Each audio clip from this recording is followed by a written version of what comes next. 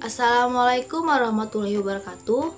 Kami dari Lokal A Manajemen dengan anggota kelompok yang pertama ada Sri Wulandari dengan NPM 1940401029. Selanjutnya ada Pipi Septiana dengan NPM 1940401030. Dan yang terakhir saya sendiri atas nama Eti Sumira dengan NPM 1940401032.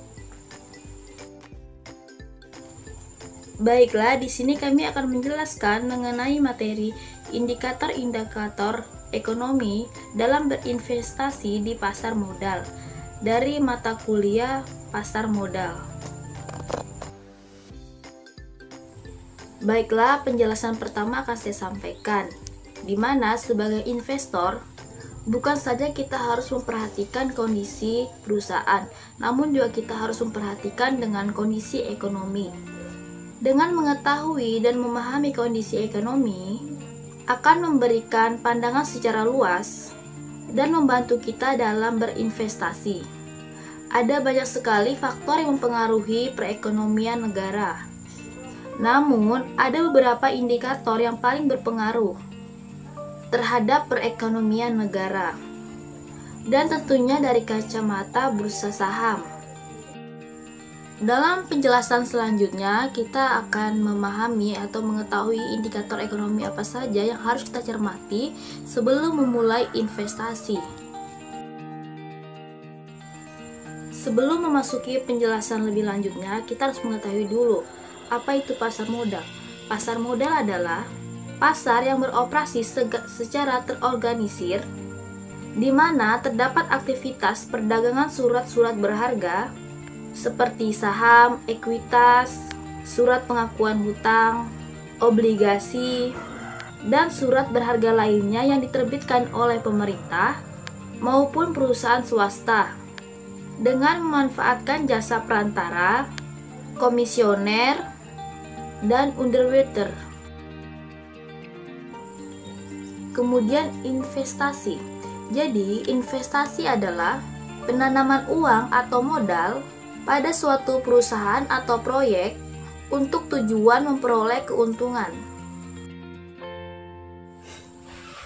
Jadi, indikator-indikator ekonomi dalam berinvestasi dalam pasar modal terdapat ada dua faktor. Yang pertama ada faktor ekonomi mikro dan yang kedua ada faktor ekonomi makro.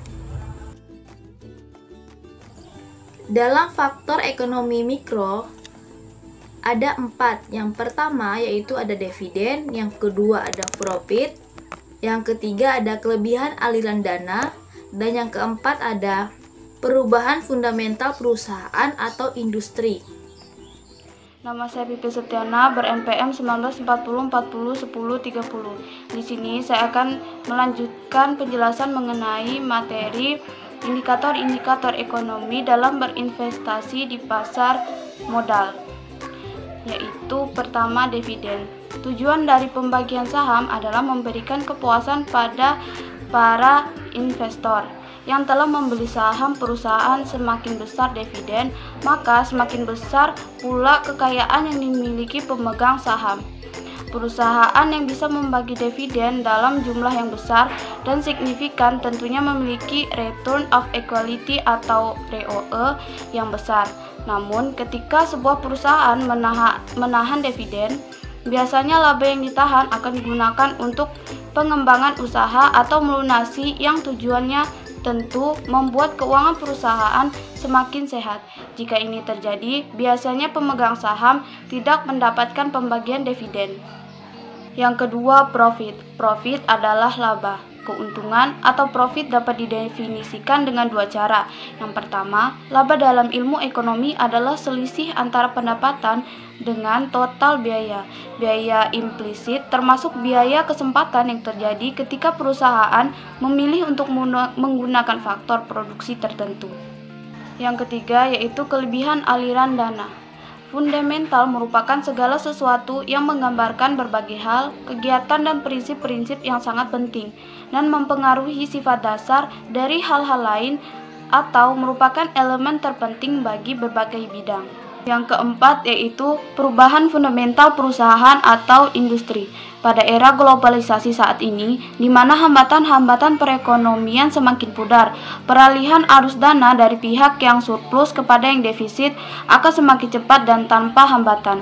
Pasar modal sebagai pintu investasi terhadap aliran dana dari pihak yang kelebihan kekayaan atau surplus kepada pihak yang kekurangan dana atau defisit. Berperan sebagai lembaga perantara keuangan. Investor di sini adalah pihak yang surplus dalam kaitannya dengan keuangan. Perkenalkan, nama saya Sri Wulandari dengan NPM 1940401029. Di sini saya akan melanjutkan tentang indikator-indikator ekonomi dalam berinvestasi di pasar modal.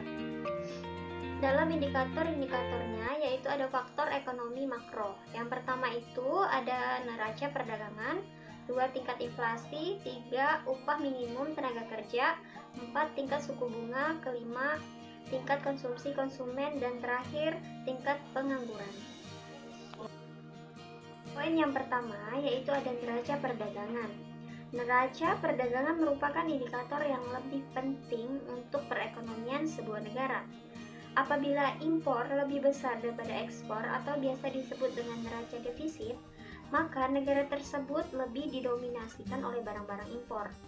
Sebaliknya, apabila ekspor itu lebih besar daripada impor atau biasa disebut dengan neraca surplus, maka negara tersebut lebih didominasikan oleh barang domestik. Dampaknya adalah kondisi perekonomian di dalam negeri akan jadi lebih stabil karena tingkat ketergantungan terhadap barang impor dari luar relatif lebih kecil. Poin yang kedua yaitu tingkat inflasi. Tingkat inflasi ini adalah untuk meningkatkan harga-harga karena banyaknya jumlah uang yang beredar. Tingkat inflasi yang terjaga membuat roda perekonomian lebih stabil dibandingkan tingkat inflasi yang terlalu tinggi. Dan poin yang ketiga yaitu upah minimum tenaga kerja. Tentu saja peningkatan upah minimum tenaga kerja ini merupakan indikator yang lebih baik dikarenakan semakin tinggi upah minimum tenaga kerja tersebut, maka daya beli masyarakat itu secara umum lebih meningkat. Selanjutnya, poin kelima yaitu tingkat konsumsi pada konsumen. Meningkatnya upah minimum yang kita jelaskan dalam slide sebelumnya berdampak juga kepada kenaikan jumlah pengeluaran atau konsumsi di Indonesia, di mana tingkat konsumsi semakin tinggi, tingkat konsumsi konsumen yang berarti juga bahwa daya beli masyarakat itu meningkat dan berputarnya roda ekonomi yang berujung pada pertumbuhan ekonomi.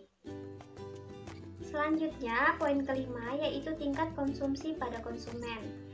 Meningkatnya upah minimum yang kita jelaskan dalam slide sebelumnya berdampak juga kepada kenaikan jumlah pengeluaran atau konsumsi di Indonesia, di mana tingkat konsumsi semakin tinggi, tingkat konsumsi konsumen yang berarti juga bahwa daya beli masyarakat itu meningkat dan berputarnya roda ekonomi yang berujung pada pertumbuhan ekonomi. Dan poin yang terakhir yaitu tingkat pengangguran. Semakin rendahnya tingkat pengangguran, maka akan berdampak positif bagi pertumbuhan ekonomi tersebut. Cukup sekian pembahasan dari kelompok kami. Apabila ada kesalahan atau penjelasan yang kurang jelas, mohon dimaafkan. Wabillahi taufiq wal hidayah. Wassalamualaikum warahmatullahi wabarakatuh.